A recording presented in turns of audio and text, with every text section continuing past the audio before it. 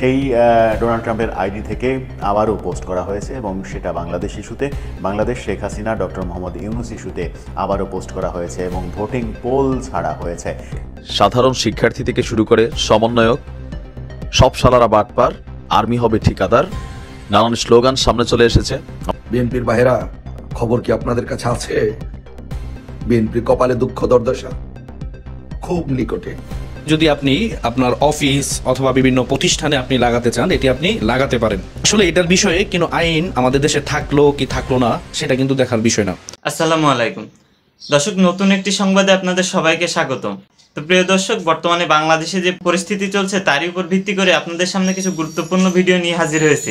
তো ভিডিও শুরুটা দেখে আপনি বুঝতে পারছেন যে আজকের ভিডিওটা কতটা গুরুত্বপূর্ণ এবং কোন বিষয়টিকে ইঙ্গিত করছে। তো যারা ভিডিওটি অন করছেন তাদের বলবো আপনারা না টেনে পুরো ভিডিওটি দেখতে থাকুন, তাহলেই বুঝতে পারবেন আজকের ভিডিওটা কতটা গুরুত্বপূর্ণ এবং কোন বিষয়টিকে আসলে নির্দেশ করছে। তো আমি আর এই বিষয় নিয়ে বেশি কথা বলবো না, তো চলুন আমরা দেখে আসি সেই কাঙ্ক্ষিত ভিডিওগুলা। তার আগে বলবো যারা এখনো পর্যন্ত চ্যানেলটি সাবস্ক্রাইব করেননি অবশ্যই চ্যানেলটি সাবস্ক্রাইব করে পাশে থাকা বেল আইকনটি ক্লিক করে রাখবেন।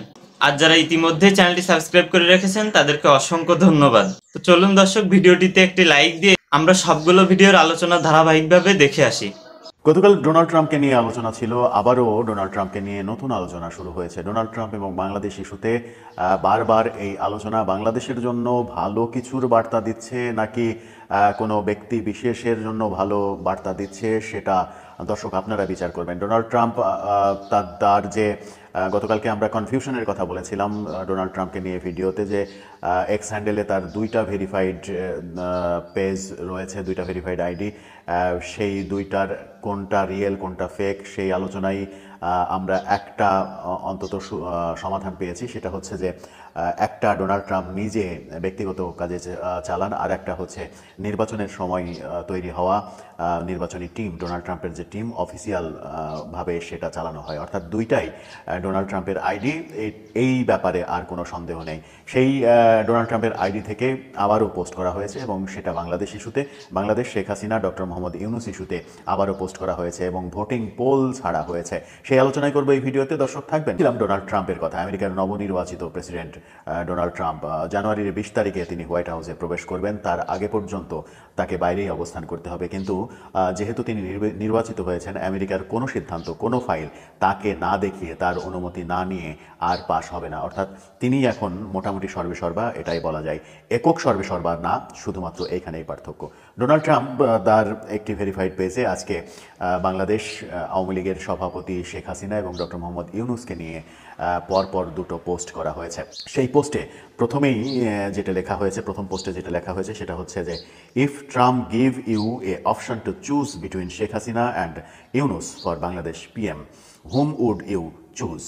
যদি আপনাকে বাংলাদেশের প্রধানমন্ত্রী হিসেবে চয়েস করতে বলা হয় শেখ হাসিনা নাকি ডক্টর ইউনূস, আপনি কাকে চয়েস করবেন? এই পোস্টটা দেওয়া হয়েছে। বাংলাদেশ সম্পর্কে শেখ হাসিনা, স্পেসিফিকভাবে শেখ হাসিনা এবং ডক্টর মোহাম্মদ ইউনূসকে নিয়ে এই পোস্ট অনেক বার্তা বহন করে, এমন আলোচনা চলছে। বার্তাগুলোর মধ্যে একটা অন্যতম, সেটা হচ্ছে যে 2016 নির্বাচনে, আমেরিকান নির্বাচনে হিলারি ক্লিন্টন ফাউন্ডেশনে হিলারি ক্লিন্টনের নির্বাচনের জন্য $500 million Donald Trump doctor Mohammad Yunus অনুদান দিয়েছিলেন। $500 মিলিয়ন অনুদান, ব্যাপারটা তখনই ডোনাল্ড ট্রাম্পকে ভাবিয়েছিল এবং ডোনাল্ড ট্রাম্প খুঁজেছিলেন যে কে এই বাংলাদেশি ব্যবসায়ী যিনি যে ব্যাংক ব্যবসা অর্থাৎ গ্রামীণ ব্যাংকের ব্যবসাকে যে ব্যবসা বলা হয় মূলত, সেই ব্যবসার নাম ধরেই তিনি বলেছিলেন কে এই ব্যবসায়ী, তাকে একটু দেখতে চাই।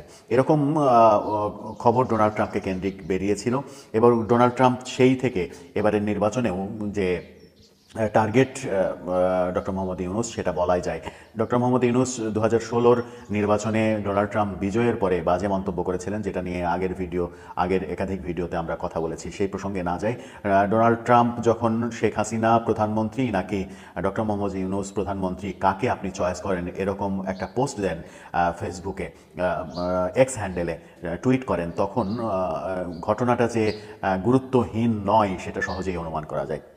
এরপর আজকে আবার সেকেন্ড পোস্ট করা হয়েছে, যেখানে বলা হয়েছে let's vote for Bangladesh PM. প্রথমে শেখ হাসিনা, এরপরে ডক্টর মোহাম্মদ ইউনূস। আমরা যখন এই খবরটা বলছি তখন এই ভিডিওটা যখন করছি তখন দেখা গেল যে আরও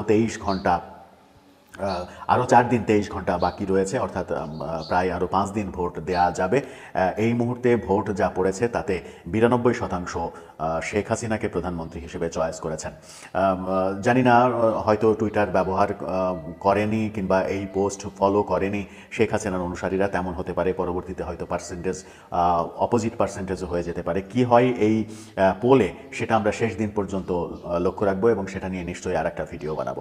ডোনাল্ড ট্রাম্পের এই যে পোস্ট এবং পোল, আপনারা ডোনাল্ড জে ট্রাম্প আপডেট যে আইডিটা এক্স হ্যান্ডেলে, সেখানে গিয়ে আপনাদের পছন্দের মানুষকে ভোট দিতে পারেন, শেখ হাসিনা অথবা ডক্টর মোহাম্মদ ইউনূস।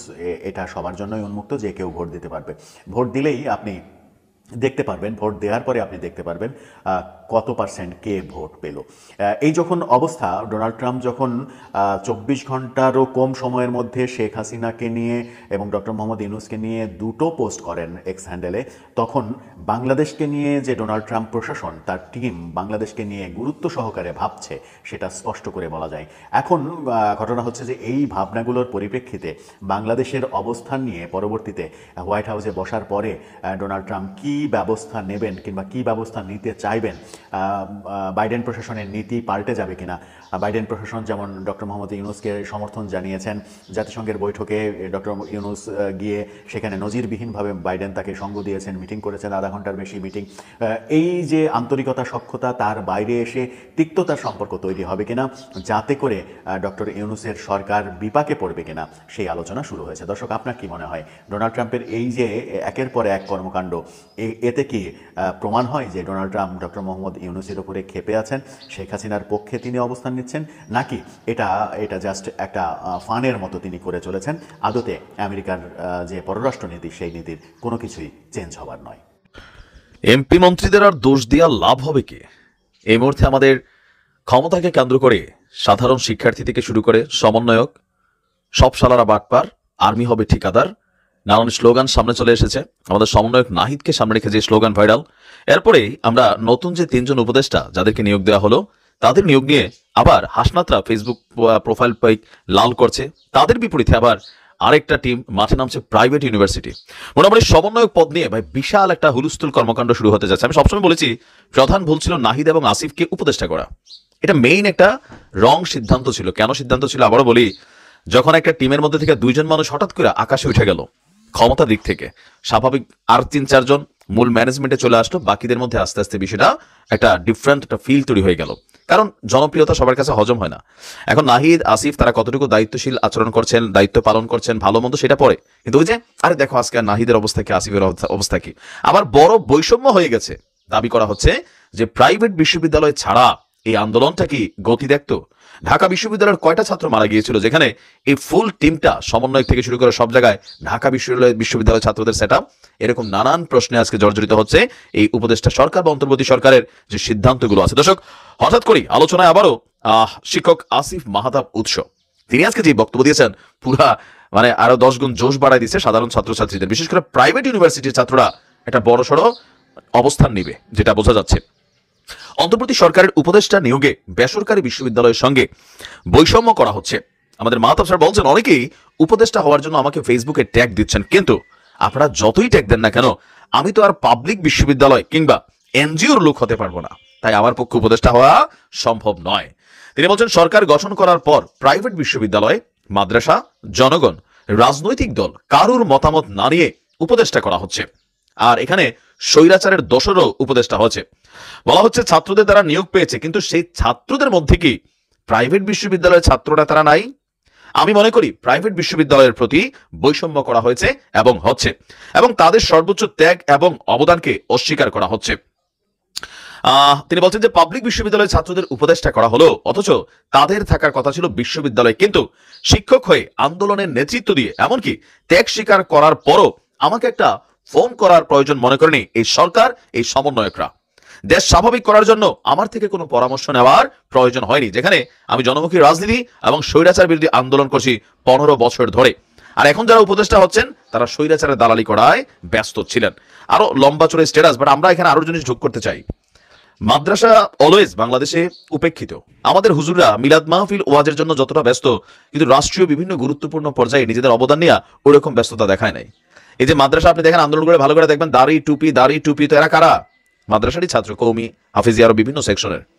আসলে কিন্তু এখন যে এই সিস্টেমটা হচ্ছে, আমি আবারও বলি, এটা বেশি দিন টিকবে না। আপনি দেখেন কয়টা বিভাজন হয়েছে। জগন্নাথের শিক্ষার্থীরা কি বলছে? সব শালারা বাটপার, আর্মি হবে ঠিকাদার। এটা নাহিদকে সামনে রেখে বক্তব্য দিচ্ছে, বিষয়টা কারুর বোঝার বাকি নেই যে তোমরা ওইখানে যাওয়ার পর তোমাদের আচরণ বদলাই গেছে। যদিও নাহিদ অনেকটা কন্ট্রোল করেছে। এরপরে দেখেন 7 কলেজ ইস্যুতে তারা এই নাহিদদের আধিপত্যটা ওই জায়গাতে তারা মানতে চান না। তারা মনে করে যে আমরা কি হইলো, আমরা কি পাইলাম। এখন প্রাইভেট বিশ্ববিদ্যালয় অবশ্যই এই বৈষম্য বিরোধী আন্দোলনে বড় একটা ভূমিকা রেখেছে ধনীর দুলালরা, মানে প্রাইভেট বিশ্ববিদ্যালয়ের ছাত্ররা। তো কোথাও না কোথাও এখানে একটা মিসম্যানেজমেন্ট তো একদম প্রকাশিত। পেছন থেকে কারা এই সরকারকে পরিচালনা করছে, উপদেষ্টা নিয়োগে কাদের মন্তব্য। কারণ মোস্তফা সারোয়ার ফারুকী, আমিও বুঝি না যে এই লোক কোন অ্যাঙ্গেলে উপদেষ্টা হওয়ার যোগ্যতা রাখে। তার থেকে হাজার হাজার কোয়ালিটিওয়ালা মানুষ এই দেশে আছে।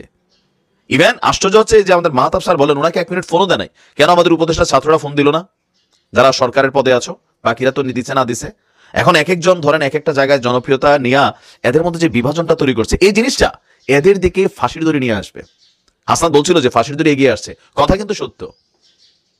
অবশ্য বড় লেভেলে যারা পদ পেয়ে গেছে তাদের কিচ্ছু হবে না। তারা চার্টার্ড ফ্লাইটে শেখ হাসিনা যেমন চলে গেছেন, আওয়ামী লীগের বিশাল নেতারা যখন চলে গেছেন, এরকম হয়তো সার্জিস, হাসনাত, তারপর আসিফ, নাহিদ, তারপরে যে কি মাহফুজ, এরা চলে যাবে বাংলাদেশ থেকে।